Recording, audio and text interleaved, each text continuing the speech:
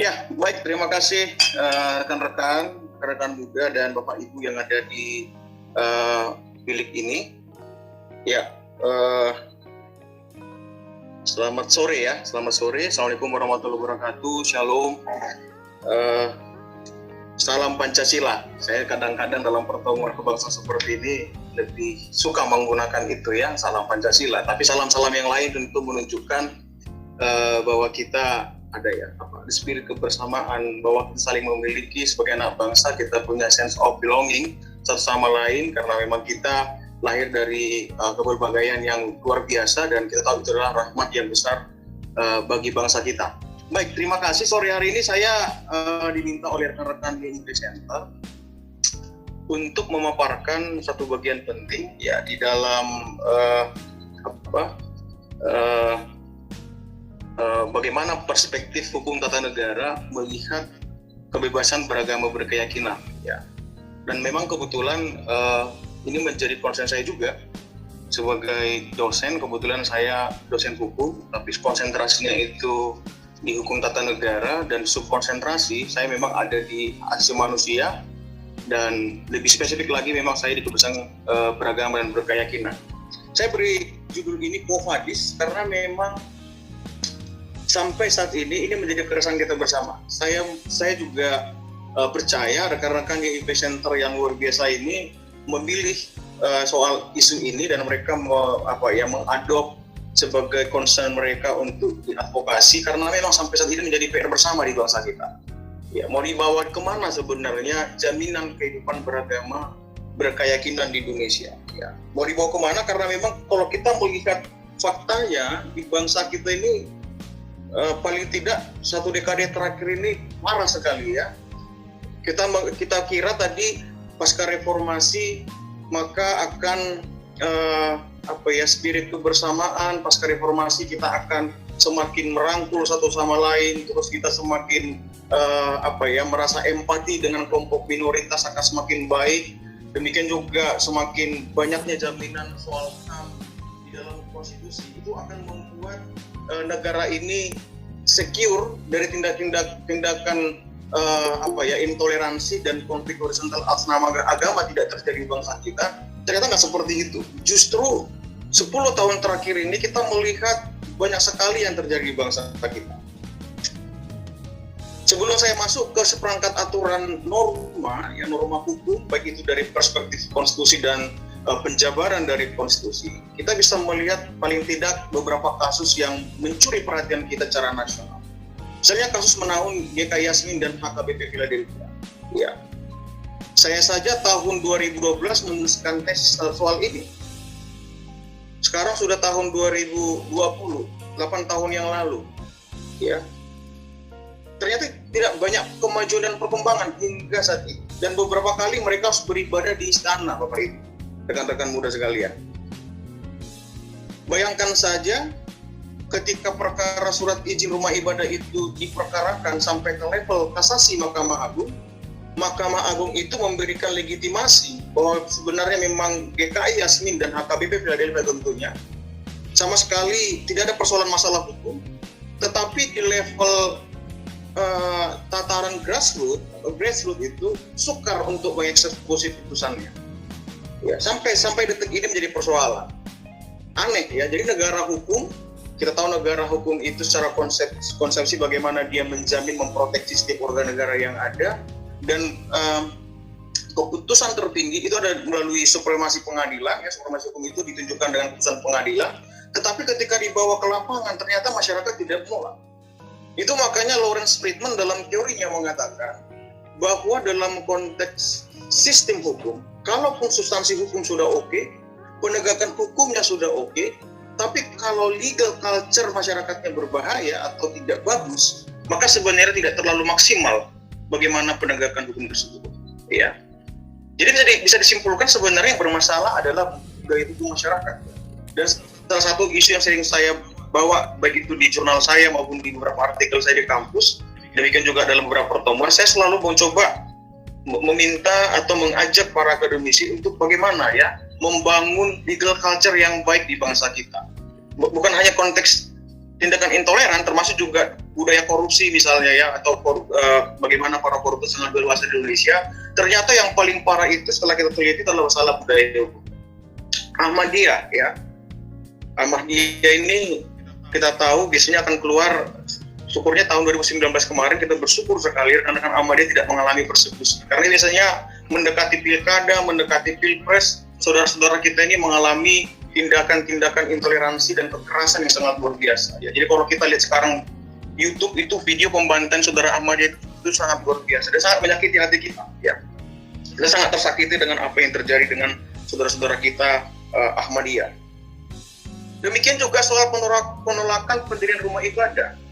Kita juga perlu fair. Sebenarnya persoalan penolakan rumah ibadah ini tidak selalu melulu dialami oleh gereja atau kelompok-kelompok minoritas secara nasional.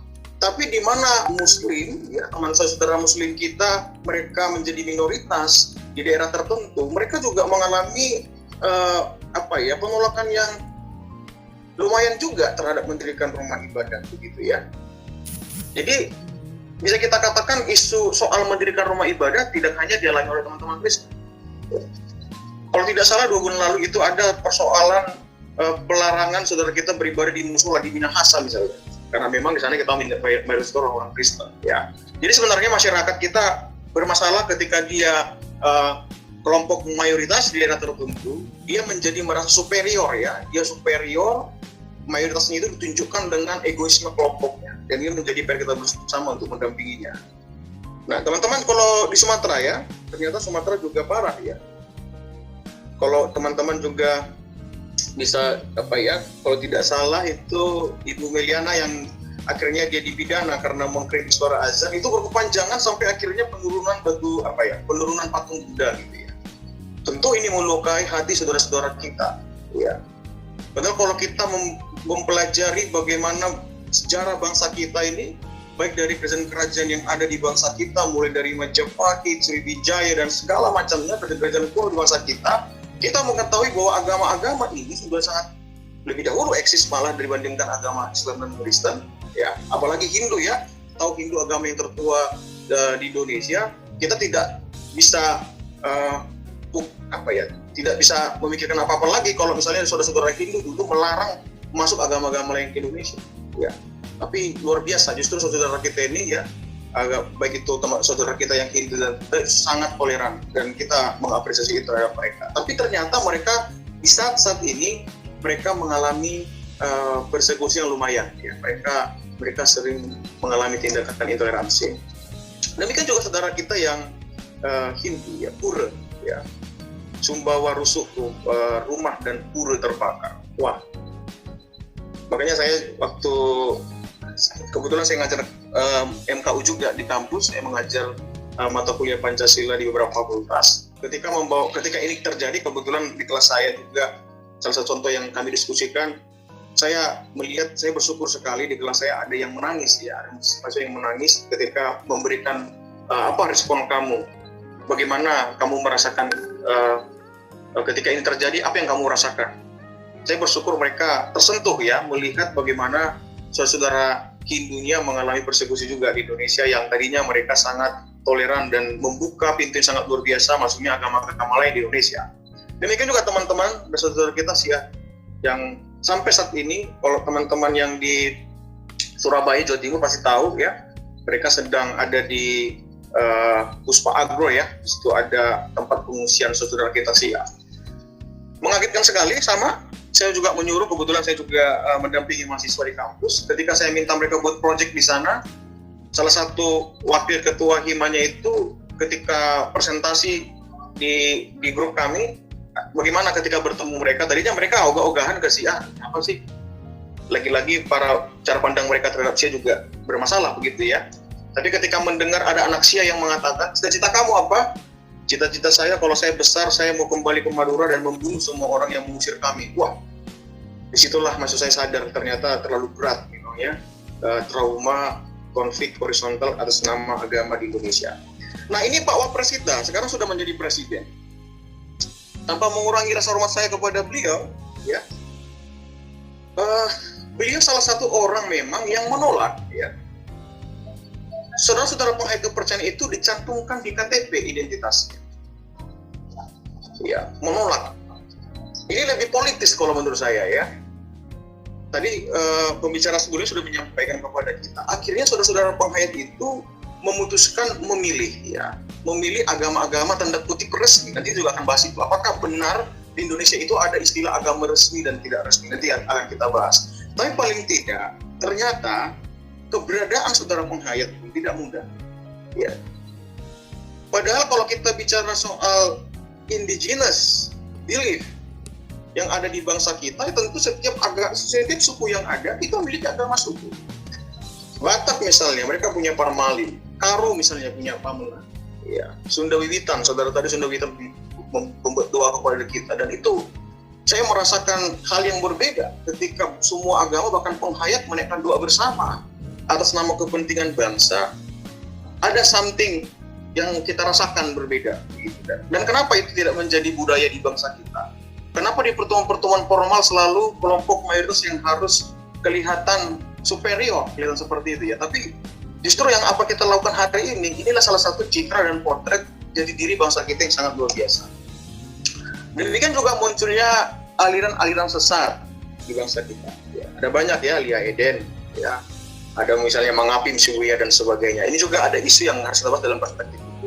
Nah, untuk setara institut mereka melaporkan sebenarnya di Indonesia itu ada 136 tindakan pelanggaran KBB. Kalau bicara soal kuantitas, oke lah, dalam konteks bangsa kita yang sangat besar ini, mulai Sabang sampai Merauke, kita harus mengatakan, oke, tindakan ini 100, dilihat jumlah penduduk dan segala macam. Banyak juga orang yang berpendapat, itu masih sedikit.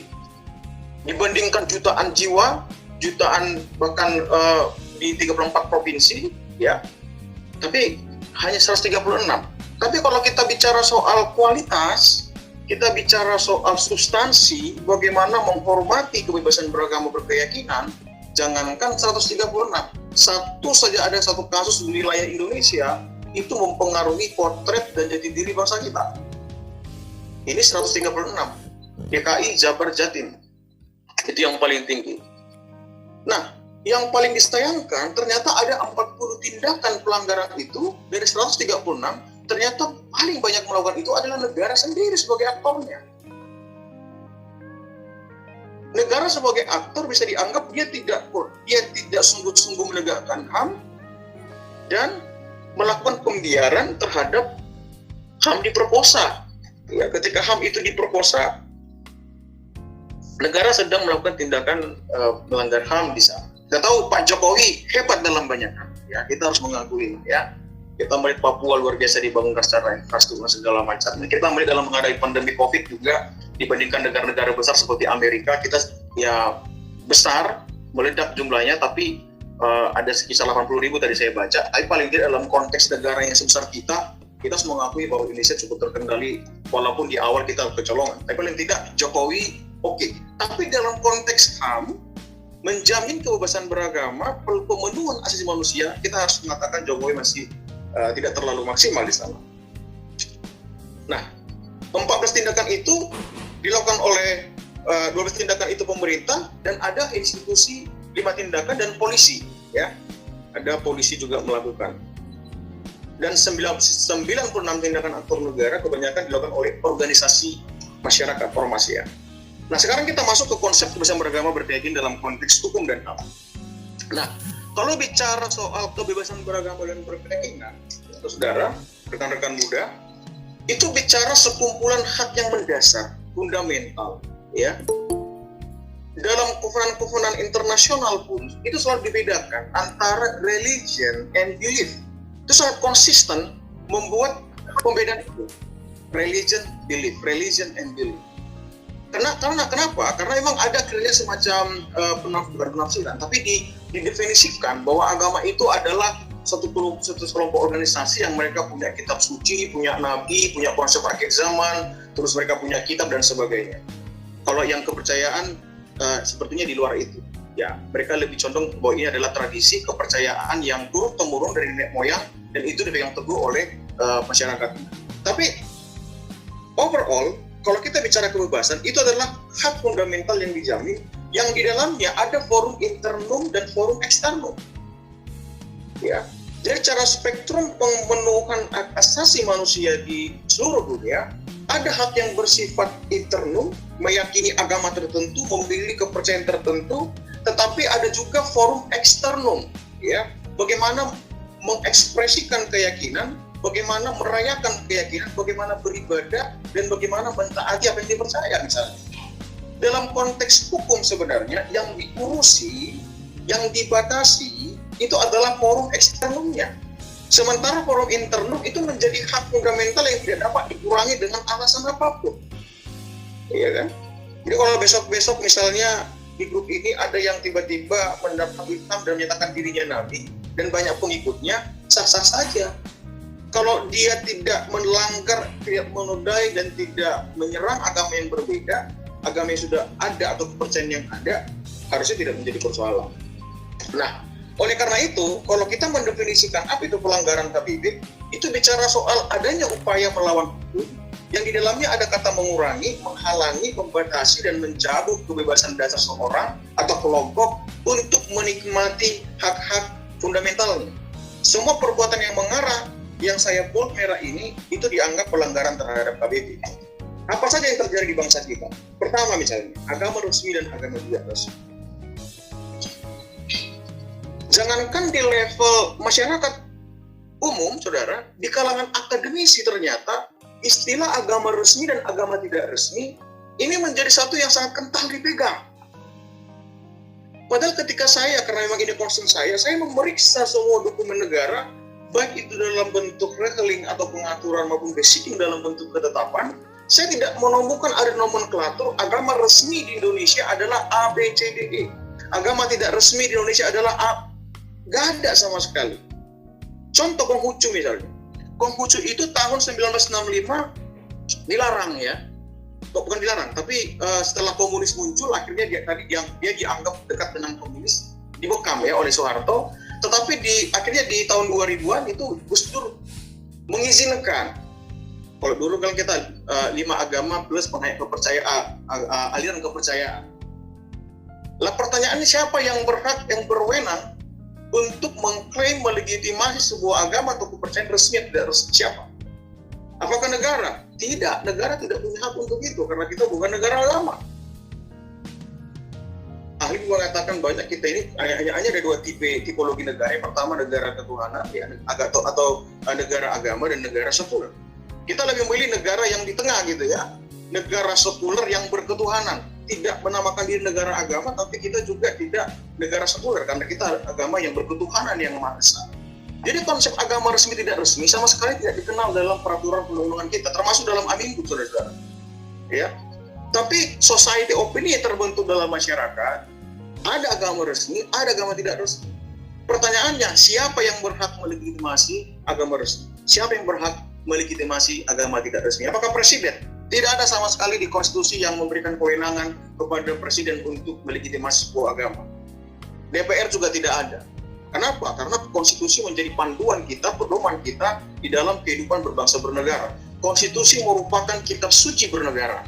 Ya, itu kita harus clear ya, bahwa kita memakai kitab suci kita dalam konteks hubungan personal, misalnya kita agama Hindu, Islam, Kristen, kita pakai dalam konteks personal relasi dengan Allah, tapi dalam konteks berbangsa bernegara, kita harus betul-betul melihat bahwa konstitusi merupakan konsensus bersama, kesepakatan bersama, dan dianggap sebagai kitab suci bersama dalam konteks bernegara.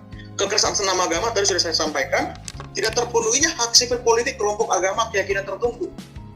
Tadi sudah sampaikan pakai kepercayaan, ya. Adanya perbedaan tafsir atas kitab suci. Ketika kelompok tertentu menafsirkan satu hal dan berbeda dengan yang lain, langsung dipersekusi, ya, langsung didiskriminasi, termasuk munculnya kelompok-kelompok yang tadi, ya. Nah, yang berikutnya, kemunculan agama baru di Indonesia. Sempat kemarin kita ngobrol dengan tim perumus itu, ada ibu yang presentasi dari Baik, barangkali juga di grup ini. Sebenarnya di bangsa kita, kalau kita mengacu kepada konstitusi dan mengacu kepada kovenan internasional yang sudah diratifikasi, sebenarnya sangat memungkinkan sekali ada agama-agama tanda kutip yang dianggap baru. Bahaya bukan agama baru sebenarnya. Justru sebelum bangsa ini merdeka, agama Bahai sudah eksis. Ya kan? Lukman Saifuddin itu sempat mengatakan, dia bersurat kepada Kemenak ketika ada penelitian dari Kemenak itu soal agama Tao, Sikh dan Baha'i, disebutkan oleh para peneliti di Indonesia saat ini tersebar ada 3 agama ini, mereka eksis, tidak mencederai agama-agama lain, mereka agama yang berdiri sendiri dan mereka harus dipenuhi hak sipil politiknya. Sempat agak polemik saat itu karena dianggap itu pernyataan Lukman Saifuddin, oh ini bukti bahwa kita agama resmi. Lalu Menteri Agama itu mengklarifikasi dan dia setuju dengan pandangan yang saya sampaikan hari ini, negara tidak berhak menyatakan agama resmi dan tidak resmi. Tapi dalam konteks berbangsa bernegara, ketika ada agama Baha'i, mereka berhak untuk dipenuhi hak sipil politiknya. Jadi jangan ragu teman-teman Baha'i, di KTP pun mereka berhak untuk menuliskan agama Baha'i. Walaupun nanti kalau misalnya itu dipilih ternyata mereka memilih kayaknya kami nggak lebih, ya itu hak sipil politik juga. Tapi kalaupun harus dilegitimasi secara hukum, maka agama-agama tanda kutip yang dikatakan baru bagi orang tertentu itu harus diakui, ya kan? Saya pernah presentasi di Bali membawa soal ini, ya, Legal Protection for Baha'i Ethnic in Indonesia. Saya bawa itu ke Bali dan di kelas saya itu, agama apa itu, Pak? Loh ya, gimana kamu kurang jalan-jalan kayaknya Bapak Ibu dalam saya ketika saya presentasi. Ternyata tidak banyak mengetahui. Demikian juga masalah pendirian rumah ibadah yang sangatnya cukup ketat sekali, ya, 60 dan 90, dan munculnya aliran sesat, pembiaran ras, penudan dan penistaan agama. Oke, saya akan cepat saja. Negara hukum, salah satu ciri negara hukum adalah bahwa negara hukum itu dia memiliki konstitusi atau aturan tertulis dalam menjalankan kekuasaannya atau mengelola kekuasaannya. Dan konstitusi, ada 3 hal yang diatur dalam konstitusi, Bapak Ibu. Yang pertama soal bagaimana mengorganisasi kekuasaan, pengelolaan kekuasaan, mengalihkan kekuasaan.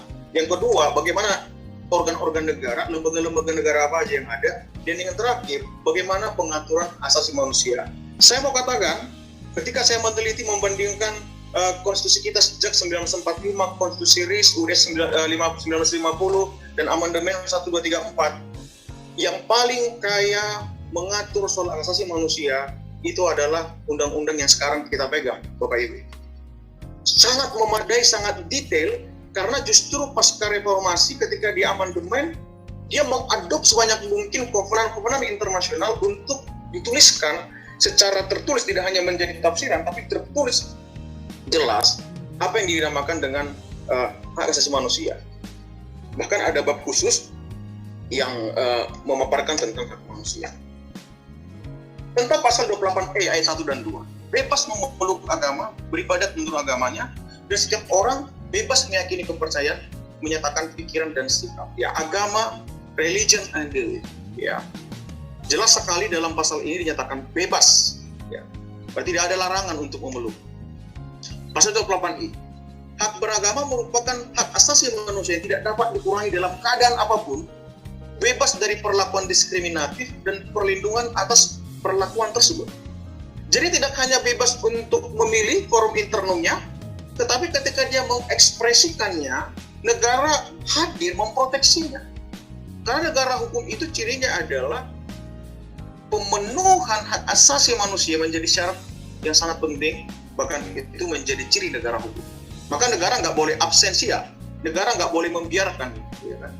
Nah, tetapi forum eksternum itu, ya, mengekspresikan keyakinan itu dibatasi oleh pasal 28 itu. Kami sering menyebutnya dengan istilah kewajiban asasi. Istilah ini yang jarang juga dibumikan. Selalu teriak asasi manusia, demonstrasi atas nama asasi, tapi lupa soal kewajiban asasi, ya kan?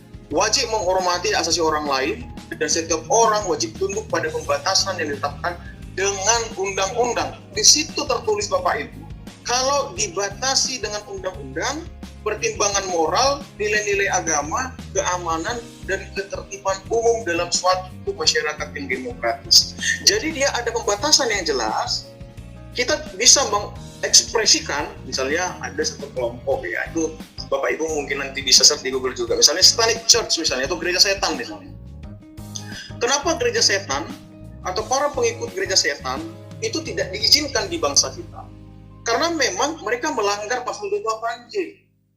Atau nanti ada agama baru misalnya yang mereka punya ritual membunuh bayi misalnya. Bayi disembelih satu. setiap ibadah atau free sex sebelum ibadah, maka semuanya itu bertentangan dengan pasal 28J. Forum eksternum seperti inilah di mana negara hadir memproteksi sehingga tidak terjadi konflik horizontal. Jadi sebenarnya yang sedang dilakukan oleh negara adalah jangan sampai terjadi konflik horizontal. Sepanjang tidak ada konflik horizontal, harusnya tidak menjadi persoalan untuk mengekspresikan apa yang kita percaya. Kalau pasal 29.1.2 saya pikir sudah sangat populer ya. Jadi negara kita berdasarkan ketuhanan yang Maha Esa menjamin kemerdekaan tiap penduduk menurut agama masing-masing dan menurut beribadah menurut agama kepercayaannya itu. Bahkan deklarasi atau kovenan internasional yang sudah diratifikasi, misalnya ini UKAM 1949 kita sudah ratifikasi dengan Undang-Undang 39 ya tahun 99. Pasal 18 mengatakan itu. Ya. Setiap orang berhak kebebasan berpikir, hati nurani agama, termasuk kebebasan berganti agama atau kepercayaan. Kebebasan menyatakan agama, kepercayaan dengan cara mengajarkan, melakukan, dan beribadat menaatinya, baik sendiri maupun bersama-sama. Gonta-ganti agama, Bapak Ibu, itu hal yang dijamin dalam kovenan ini, dan itu sudah diratifikasi oleh bangsa kita dengan Undang-Undang 39 tahun 99. Tapi tak tahu mengapa di Indonesia ini kalau ada pindah agama, waduh susah sekali Bapak Ibu ya. Padahal sah-sah saja misalnya kalau ada antara kita merenungkan, mencari yang tadinya Kristen, wah kayaknya nih saya mengimani Islam. Dia mengimani, dia menjalani Islam terus kementok lagi, kayaknya enggak. Bukankah iman itu anugerah, iman itu hidayah, bahwa orang bebas melakukan perjalanan bersama dengan Allah untuk menjalani apa yang dia percaya. Ya kok dia berganti-ganti, itu hak pribadi dia, kita nggak perlu komentari Bapak Ibu, ya kan? Tapi Indonesia tidak. Malah saya kemarin Instagram itu saya lihat, wah kita ini artis yang Islam masuk Kristen, Lukman Sardi dibuat semua gitu ya. Terus yang dari Kristen ke Islam ini, waduh ini kita kalah banyak nih. Waduh, ini saya pikir kepicikan berbangsa bernegara seperti ini harus bertobat ya. Dalam sholat-sholat teman-teman yang Muslim dan yang Kristen berdoa yang begini harus kita doakan ketika kita berdoa kepada Allah, termasuk teman-teman penghayat, supaya kepicikan berbangsa bernegara seperti ini tidak terjadi lagi ya. Kalau yang ini percaya dihabisi, kalau ya itu kita harus ini. Nah, sama dengan ICCPR, ya, International Covenant Civic Political Rights yang kita sudah meratifikasinya dengan Undang-Undang 12 tahun 2005. Pasal 18 juga sama, persis sama pasalnya. Tidak seorang pun dapat dipaksa sehingga terganggu kebebasannya untuk menganut atau memilih agama atau kepercayaan sesuai dengan pilihannya. Makanya kalau penghayat kepercayaan tidak bisa mencantumkan agamanya di KTP, itu melanggar kovenan ini. Bisa dikatakan negara sedang tidak konsisten dengan kitab sucinya, yaitu konstitusi, dan turunan dari konstitusi itu adalah undang-undang. Harusnya negara hadir, nggak boleh absensia. Harus memilih. Faktanya tidak, teman-teman penghayat itu mendirikan rumah ibadahnya susah gitu kan. Tapi kalau seperti Parmali misalnya ada balai pesantren di Medan sudah mereka punya rumah ibadah. Tapi yang lainnya gimana? Sabto Dharma gimana? Sudah punya, bisa nggak mereka ketika mereka bebas, bahkan mungkin banyak yang ikut dengan mereka, lalu di sekolah-sekolah mereka butuh guru agama penghayat, apakah negara menyediakan? Negara harus menyediakan, tidak boleh suruh pilih. Teman-teman nanti saya rekomendasi nonton film KTP Bapak Ibu, itu bagus banget untuk kita tonton ya, itu film dokumenter yang sangat luar biasa. Bagaimana orang disuruh untuk memilih dari agama 5 yang tanda kutip resmi yang tadi kita bahas, ternyata itu tidak ada dalam aturan manapun di bangsa kita ya. Demikian juga ini ya, Declaration 1981 on the elimination of all forms of intolerance of discrimination basis of religion and belief, ya, tindakan diskriminasi atau intoleransi atas nama, agama, dan kepercayaan. Sayangnya ini belum diratifikasi oleh bangsa kita, ya. Pasal satunya begini, ini belum diratifikasi ya, tapi ini bagus banget. Sangat spesifik, kalau bicara KBB, ini harus diangkat. Berhak memilih dan memanifestasikan agama. Ingat ya, berhak memilih dan memanifestasikan agama. Pindah agama, oke saja dalam konteks ini ya. Pertukaran pemain kan main bola biasa aja harusnya. Walaupun saya tidak termasuk orang yang mendukung ya. Ya bagi saya secara personal nggak apa-apa ya, itu satu hal yang oke, kita menghormati pilihan orang lain. Tapi saya juga tipikal orang ketika saya Kristen, orang semua harus jadi Kristen. Saya kayaknya tidak tipikal sama. Tapi saya membiarkan orang lain memilih, karena tadi Tuhan punya otoritas memberikan iman kepada siapapun. Ketika dia memilih apa yang diyakininya, maka saya akan menghormati dan membiarkan dia memanifestasikan itu sebagai sujud ibadah dia kepada Tuhan ya. Maksud saya begitu ya. Jadi mengkristenisasi gitu-gitu saya, karena tadi saya disebutkan sebagai Kristen juga ya. Walaupun sebenarnya banyak orang Kristen yang merupakan kekristenan saya juga gitu. Pasal 2, tidak seorang pun boleh dijadikan sasaran diskriminasi oleh negara, lembaga, kelompok orang, atau orang manapun atas alasan agama dan kepercayaan lain. Kapan lalu itu ada viral Bapak Ibu, ada orang Aceh yang kebetulan dia convert atau pindah agama ke Kristen. Dan luar biasa, dia dipersekusi, anak-anaknya diambil. Justru dia dituduh sedang diculik dan segala macam. Sampai dia buat, itu juga ada di media ya, saya publish ini karena memang itu sudah tervalidasi di berita-berita online yang sah. Dia menceritakan bagaimana ini adalah keputusan saya. Pertanyaan saya, sebegitu susahnya kah di bangsa kita untuk menghormati keputusan orang lain? Kalau memang kita keberatan dengan keputusan, coba kita terus berdialog dengan arif bijaksana dengan dia. Kalau toh mentok ya, serahkanlah kepada Tuhan, karena Tuhan adalah pemberi hidayah. Kenapa tidak sesederhana itu memandangnya? Kovenan ini menjelaskan, tidak boleh. Termasuk negara tidak boleh melakukan. Kelompok nggak boleh. FPI nggak boleh. Iya kan? Kelompok apa lagi yang menyatakan dirinya melarang seperti itu nggak boleh. Siapapun nggak boleh. Pasal 3. Diskriminasi di antara insan manusia atas alasan agama, kepercayaan merupakan penghinaan. Ini penting banget nih. Penghinaan terhadap martabat manusia. Ya. Sila kedua kita loh. Kemanusiaan yang adil dan beradab. Jadi kalau mengaku orang Indonesia, menghidupi nilai sila kedua, mengasihi sesama, maka ketika ada kita tindakan diskriminasi, kita sedang menghina martabat manusia itu, dan sekaligus menurut saya kita menghina pencipta manusia itu sendiri kalau kita melakukan diskriminasi dengan dia. Ya. Oleh karenanya negara harus aktif menurut pasal 4, ya, mengambil tindakan yang efektif untuk mencegah menghapus diskriminasi, ya, yang memberangus hak beragama berkeyakinan. Orang tua dan wali anak berhak mengajarkan agama atau percaya kepada anak. Ya ini kalau anak wajar ya, dia diberikan pengertian hingga dewasa sama dengan apa? Adanya kerukunan, persahabatan antar bangsa, perdamaian, persaudaraan universal. Itu diajarkan oleh orang tua. Tapi kalau ternyata anaknya memilih yang berbeda, harusnya orang tua juga mengerti itu adalah ini ya. Ya, pasal 6 berhak beribadah. Ya, saya pikir ini sudah oke. Dan hak-hak ini dalam hukum nasional dan kepentingan bangsa dan negara. Oke, ini akan saya tutup di sini ya, di PNPS ya. Sering sekali Bapak Ibu yang dipakai menjadi alasan soal agama resmi itu adalah PNPS ini, soal pondok penistaan agama. Tapi kalau kita nanti membaca di bagian penjelasan, banyak orang tidak membaca penjelasan dari undang-undang ini. Di sana disebutkan, selain agama-agama ini, seperti Yahudi, Zoroastrian, mungkin kita nggak pernah juga dengar Zoroastrian, tapi di tahun pembuat undang-undang ini saat itu mencantumkan ada agama Zoroastrian dan agama lainnya tetap diakui hak-haknya sepanjang tidak bertentangan dengan aturan yang berlaku. Ya. Kenapa? Memang ada satu ayat di dalam di pasal 2 undang-undang ini menyebutkan bahwa ada 6 agama yang dipeluk hampir seluruh.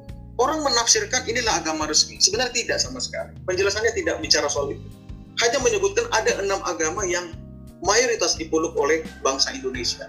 Ya, nanti teman-teman bisa nanti mengaksesnya. Nanti saya akan bisa share materi undang-undang PNPS-nya. Ya, tidak berarti Yahudi, Zoroastrian, Shinto, Taoism dilarang di Indonesia karena mereka mendapat jaminan yang penuh. Ya, ini tadi undang-undang HAM yang sudah kita ratifikasi. Ya, yang atas sudah tidak perlu saya sebutkan lagi. Yang terakhir itu saja, pasal 71, pemerintah wajib dan bertanggung jawab menghormati, melindungi, menegakkan, memajukan hak asasi manusia yang diatur oleh undang-undang ya.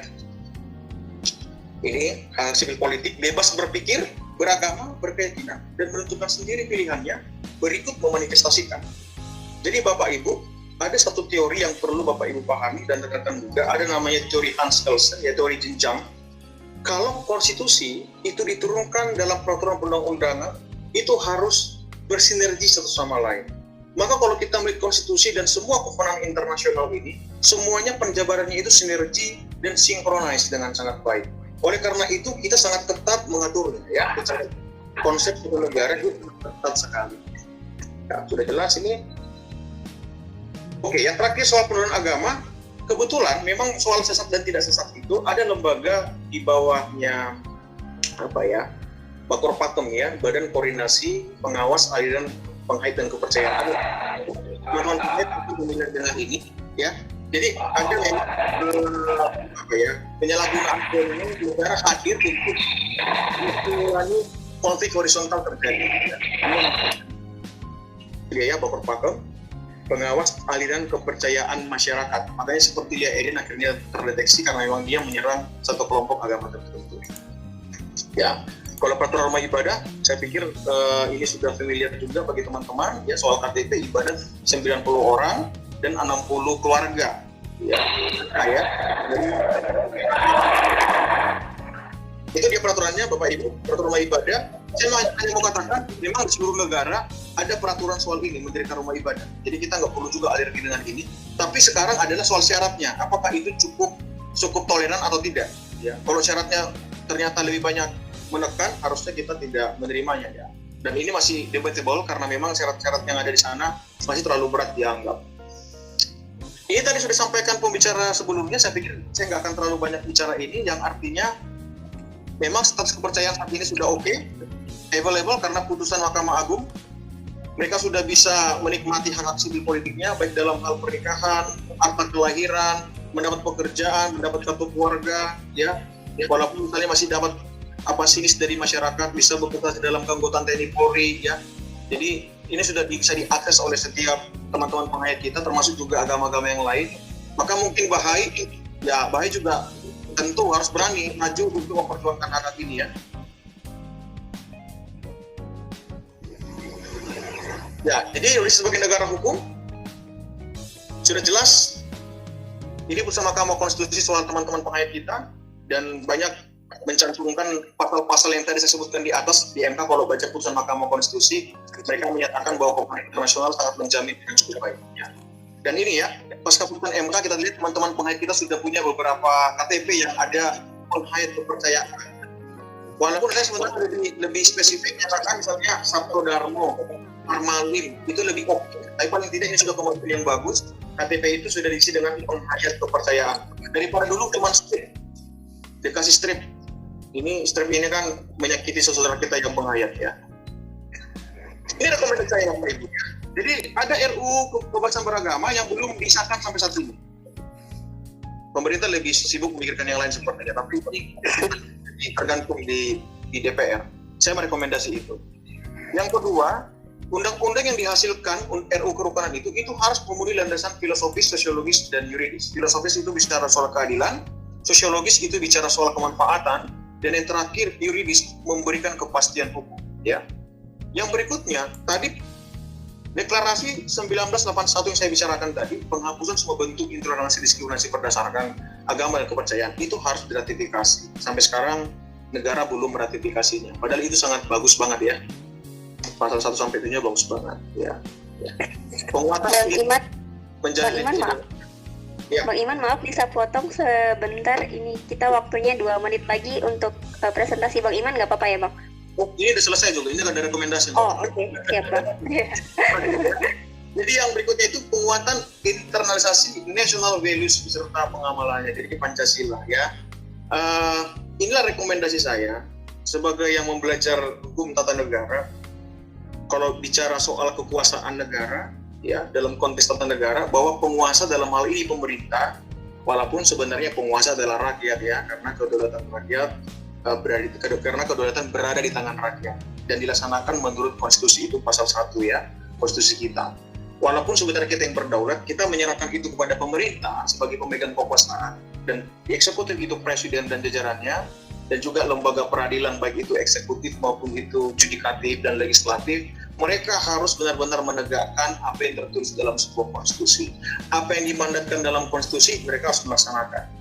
Dalam konteks organ negara, maka semua lembaga-lembaga yang terkait, DEPAK, Kementerian Dalam Negeri, yang bicara soal KTP, ya kan, Menteri Agama, ya kan, demikian juga jaksa, polisi, itu harus sinkronis satu sama lain kebijakannya perihal bagaimana memperlakukan atau menjamin pelaksanaan kebebasan beragama dan berkeyakinan di Indonesia.